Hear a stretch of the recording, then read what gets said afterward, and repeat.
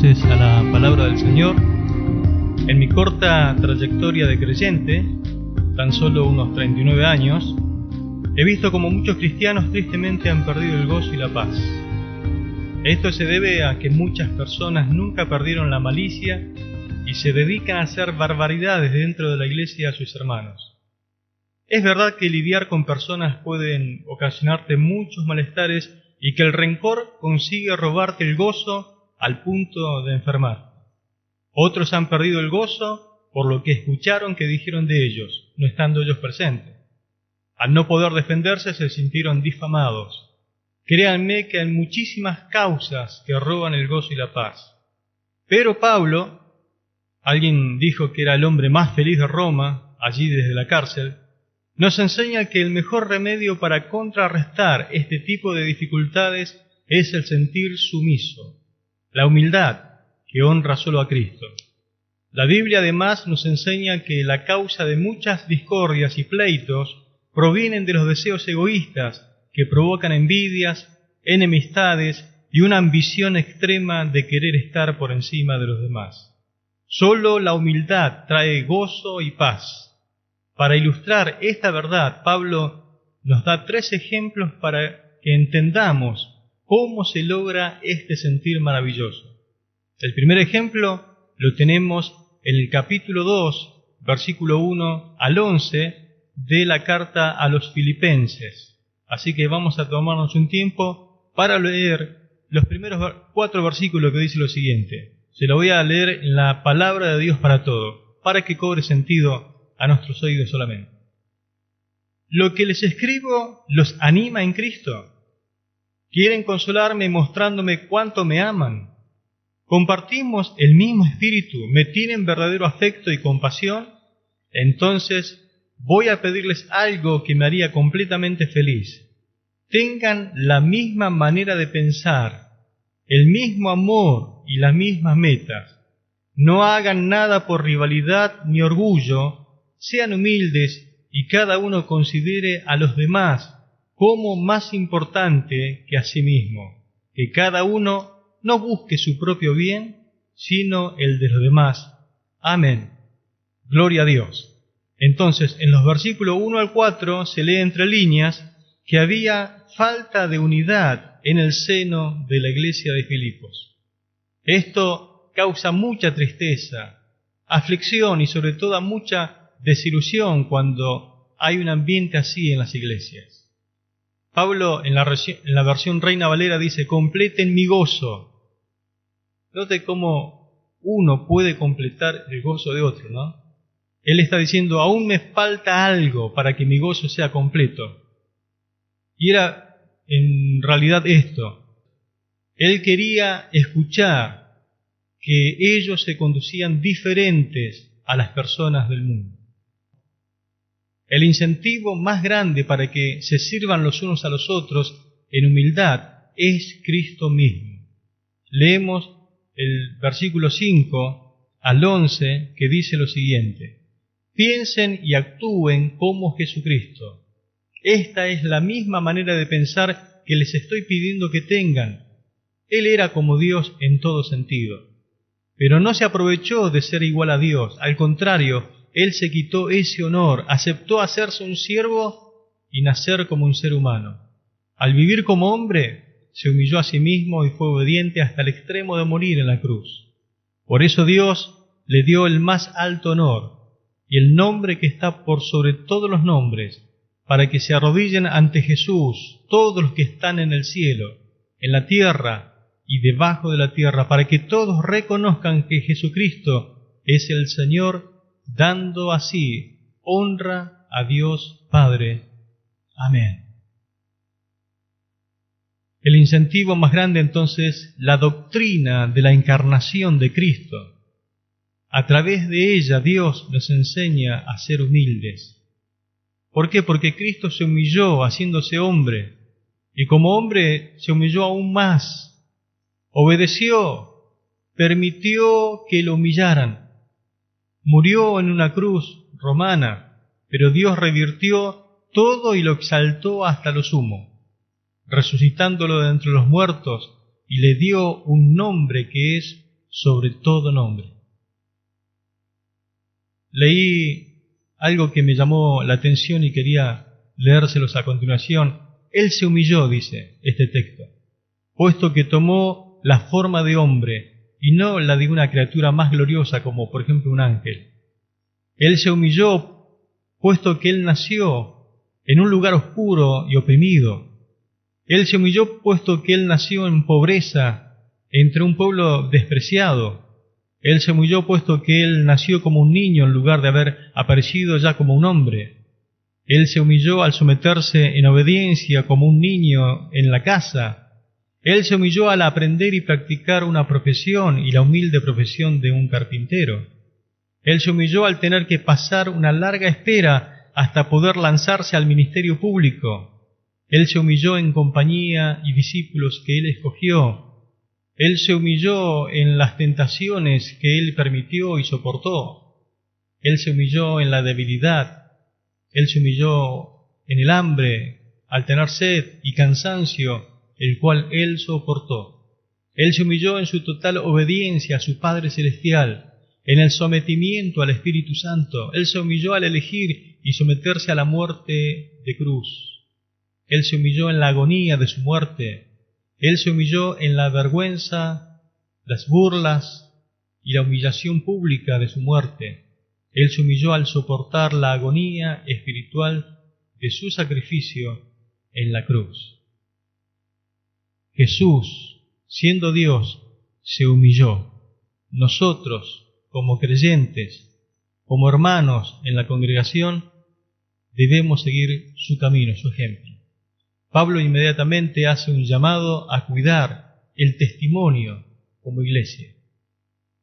Versículo 12 en adelante dice lo siguiente: Así pues, estimados hermanos, ustedes siempre han obedecido lo que se les enseñó. Entonces, tal como lo hacían mientras estaba con ustedes, es aún más importante que obedezcan ahora que no estoy con ustedes.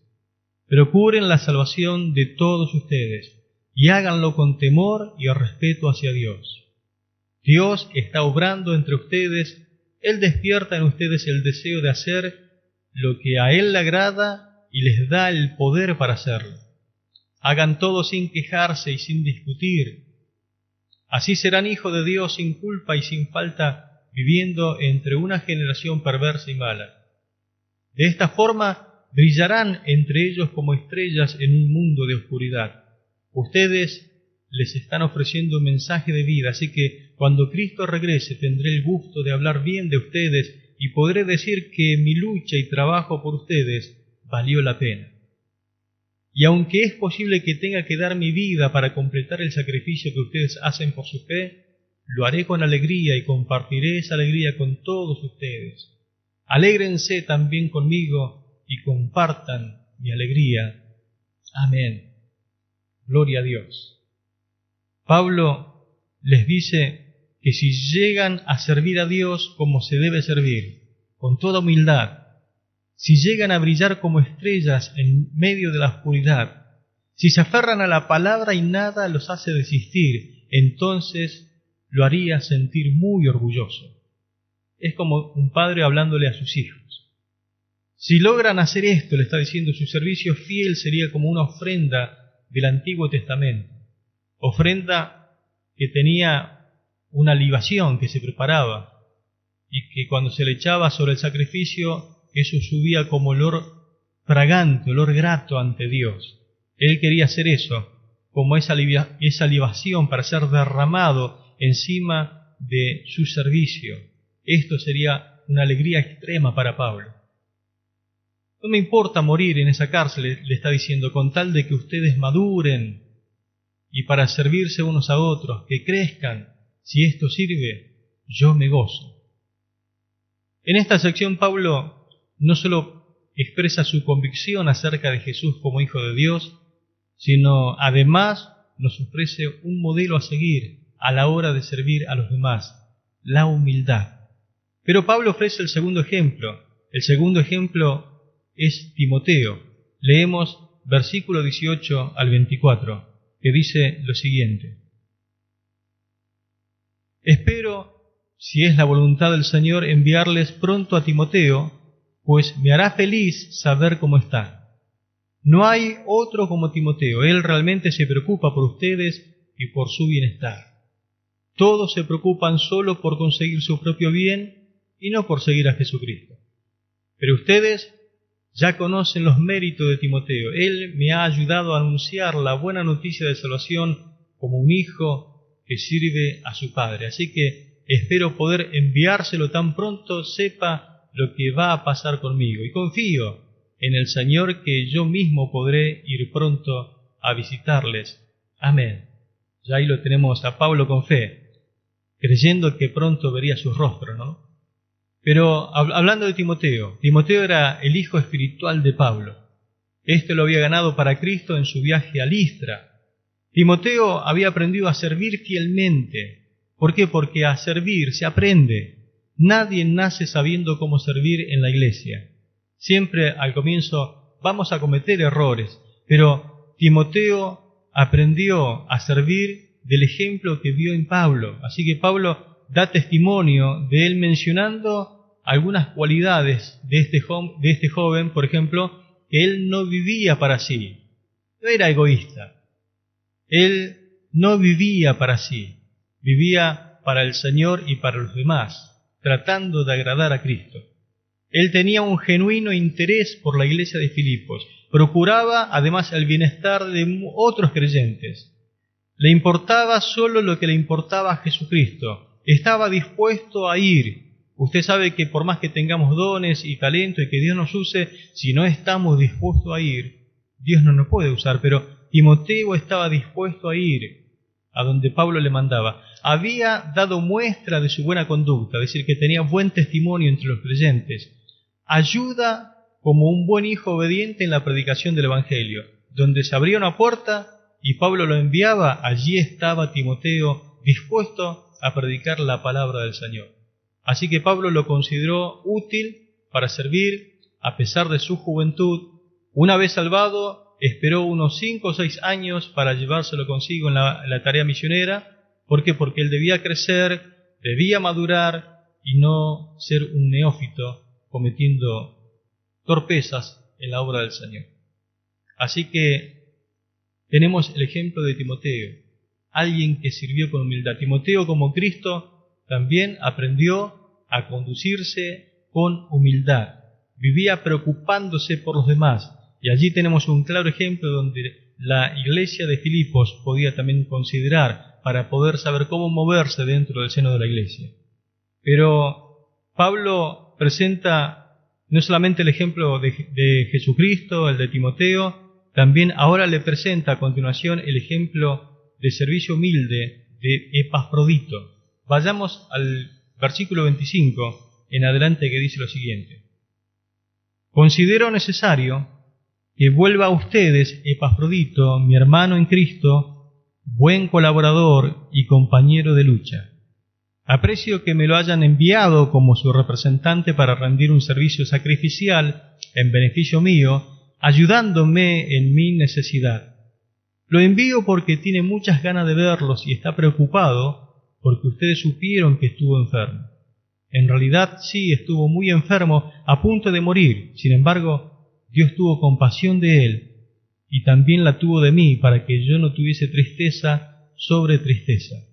Por eso se lo envío pronto para que cuando lo vean se sientan otra vez muy felices y yo esté menos triste.